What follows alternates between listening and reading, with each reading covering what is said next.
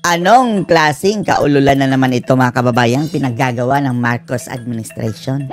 Alam nyo ba na mayroong bagong isiniwalat si Attorney Vic Rodriguez? Di ba alam naman natin na nagsampa sila ng petisyon mga kababayan sa Korte Suprema na tingnan itong national budget ng 2025? Dahil maanomalya at habang gumugulong pa ang kaso sa Supreme Court mga kababayan, alam nyo ba kung anong ginawa ng itong grupo ni Nangagva? Etong questionabling budget mga kababayan para sa 2025 ay halos lahat na-release na pala. Diyos mo yung animal. 65% daw ng budget mga kababayan ay nailabas na ng DBM. Katumbas ito sa lampas 4 na trilyon mga kababayan ha. Dahil yung budget ay about 6.7 o something ganyan. Trilyon. Tapos ang lampas 4 trilyon nito mga kababayan na ilabas na ng DBM for disposal. Kaya kahit pa'y manalo sa Supreme Court mga kababayan ito petisyon ni Vic Rodriguez ay wala pa rin silbi. Dahil yung perang iyon mga kababayan malamang hindi na mababawi. At ang masaklap pa ay ang isa sa mga unang-unang na i-release nila mga kababayan ay yung budget para sa unprogrammed fund. Yung mga programa ng mga buhaya mga kababayan na prone sa kurakutan. Yung ayuda o etc. mga kababayan, pamigay-migay dyan na pupunduhan sana kapag mayroong ekstrang pera. Ibig sabihin hindi mga importante. Ngayon, inuuna pa mga kababayan ang unprogrammed fund. Animal, panoorin nyo po ha. Na-release na ng DBM. January pa lang, unang buwan ng taon, 65% yan. January pa lang mga kababayan, minadali nila dahil mayroong petisyon sa Korte Suprema. Grabe no, January pa lang 65% na ng overall budget ng buong bansa ang na-release. Hindi ba by tranche yan? First quarter, second quarter, third quarter, fourth? Para hindi maubos agad ang pera. Kinain na mga kababayan, ng mga tao dyan. Oh. Ang 65% po ay nagkakahalaga ng 4.1 trillion pesos. Oh, trillion na ang pinag-uusapan dito mga kababayan. January pa lang na-release na. So paano na yan? The rest of the year, aasa na lang tayo sa 35%. 4.1 trillion pesos, ang daming pera po nun. Nailabas na po ng DBM sa loob lamang ng buwan ng January. Oh, dahil mag-i-eleksyon mga kababayan. Dapat sana, tiba-tiba na ang project ngayon, di ba? Pero, di ba may ruling din itong COMELEC mga kababayan? Tsaka itong mga politician na kapag campaign period, wala pong mga proyektong gagawin. Bakit? Na-i-release ang 65% na budget. At ang nauna pa dyan mga kababayan ay yung mga, siguro, DPWH. So, anong project gagawin sa election period na bawal? Enero. Ang laking pera po noon, 4.1 trillion pesos, ubos na. Na-release na po ng DBM. Ubos na sa DBM mga kababayan na, sa DBM. Meaning, na-release na nila. Pero ewan lang natin doon sa napagbigyan mga kababayan. Baka uubusin na rin. Hindi ba dapat by tranches yan?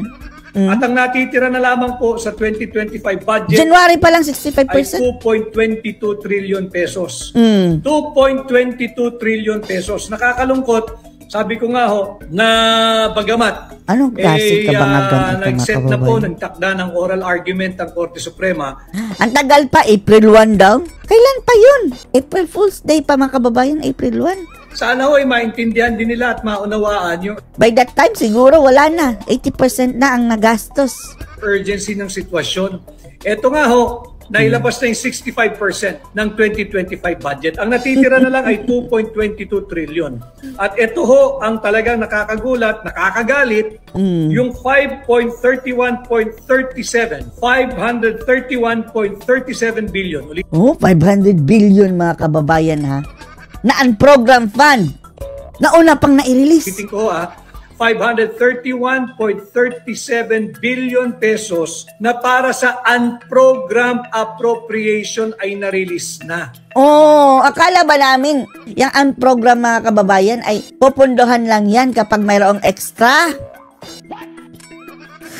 Ngayon, parang nabigyan ng priority mga kababayan. Tingnan nyo ang mga kagagawa nitong mga ngagba. Unprogrammed appropriation, na-release na ho ng buwan ng Enero. Kasali na dyan mga kababayan yung mga ayuda-ayuda. Kaya tiba-tiba sila sa mga rally mga kababayan, nabangag mga kababayan, di ba? Ang daming tao dahil ang front nila mga kababayan bigayan ng ayuda. Lahat ng nandun ay mabibigyan ng ayuda. Nagbe-benefit ang kanilang mga kandidato mga kababayan. Saan ka nakakita na yung unprogrammed appropriation Nauna pa. naging priority? Ang unprogrammed appropriation po ay maisa sa katuparan lamang pag may sobrang koleksyon. Kawawa ang O di Pilipinas kaya mga may sobrang kababayan. pera o di kaya nakautang ang gobyerno. Kawawa. Inuna po nila yung unprogrammed appropriation, prioridad nila yung unprogrammed appropriation. 531.37 billion pesos. Unprogrammed appropriation, ito po yung sinasabi nating pork barrel ng mga tiwaling mangbabatas. Diyan nila tinatago yung akap, yung ang kakapal ng aming pitaka. Ang kakapal. Yung AIX. Diyan po nakatago yan, yung kanilang flood control programs, yung flood control funds. Yung ginagamit po nila pang cat's eye, yung ginagamit nila pang rock netting, yung kung ano. Yung mga prone sa kurakutan mga kababayan, or in other words, pork barrel. Ano po kung kapritsyo at luho ng mga mambabatas, dito po nakatago yan. Saan program appropriation? Bakit nauna? Wala nga infrastructure yung mga big ticket mga kababayan. Yung mga DPWH na mga kababayan. Yung mga ordinaryong kalsada na magaganda pa, bubutasin nila. Sisirain. Diyan sila magaling. Nakakapanghina dahil na-release na po ng DBM ang halagang 531.37 billion sa unprogram appropriation. Tapos, overall, 4.1 trillion. Equivalent sa 65% ng ating total budget, mga kababayan. Inuna pa yung unprogram appropriation. Alam mo ninyo yung unprogram appropriation, magagamit mo lamang ho yan pag may sobrang koleksyon ng gobyerno, pag may sobrang pera, pag may sobrang kita, o kaya pag may bagong utang. Ito, January pa lang, ng ngayong kasalukuyang taon na ilabas na. Kawawa tayo mga kababayan, no? Mga kurakot. Dalawang kurakot na yan mga kababayan Ang mga Pilipino nagkandakuba sa pagbabayad ng buwis mga kababayan. Sa pilitan ha. No choice. No choice sa pilitan dahil bago pumasok sa bangko ang iyong pera mga kababayan, taltas na withholding tax. Pangalawa, yung budget po ng DPWH, yung Public Works, nag-release na po ang DBM ng 542.88 billion pesos. Tapos, grabe no, 1 trillion ang budget ng DPWH lang.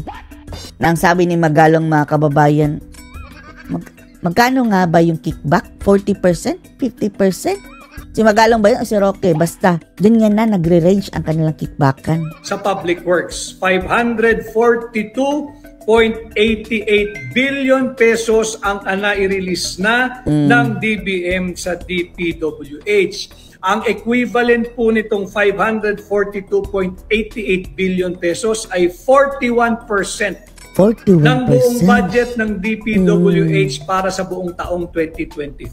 Yung 542.88 billion, ito po'y 41% ng 1.088 trillion allocation o pondo ng DPWH. January pa lamang release na ng. So, dapat sana mag-expect tayo ng tiba-tiba ng mga proyekto, left and right.